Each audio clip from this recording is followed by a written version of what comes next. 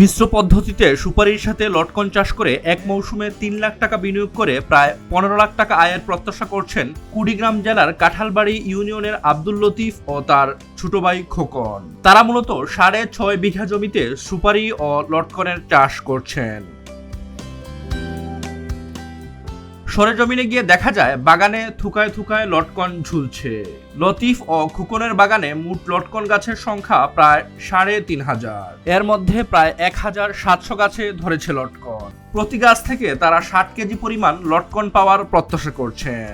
আলহামদুলিল্লাহ, যে সুপারি বাগানে সাথী ফসল হিসেবে লটকন লাগাইছি, ফলন ইনশাল্লাহ খুবই ভালো আশা করি।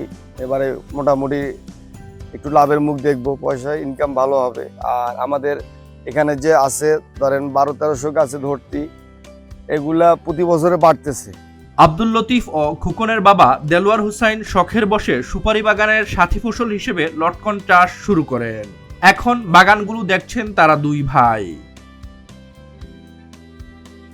তিনি জানান তাদের খরচ হয়েছে ৩ লাখ টাকার মতো।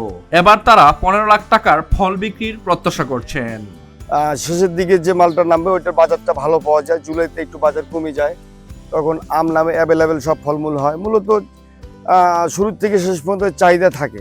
বাগানে যারা কাজ করছেন তারা জানান অন্যান্য ফলের তুলনায় এতে খরচ কম কিন্তু লাভ বেশি। একসময় লটকনের চাষ নরসিংদী জেলাতে বেশি হলেও বর্তমানে উত্তরাঞ্চলে এর ব্যাপক প্রসার ঘটছে। সঠিক নিয়মে চাষাবাদ ও সুষ্ঠু পরিচর্যা করতে পারলে অর্থকরী এই ফলটি বাংলাদেশের অন্যান্য অঞ্চলের কৃষকদের ভাগ্যও বদলাতে সাহায্য করবে। আর বেশি খরচ নাই, অল্প খরচ, মানে ৩ বার নটকো ধরা থাকে, ৩ বার স্প্রে করলে শেষ, আর কোনো নেই। ২ বার মনে করেন পানি দিয়ে ২ বার করছি, আর একবার গাছে পাতায় একবার করছি।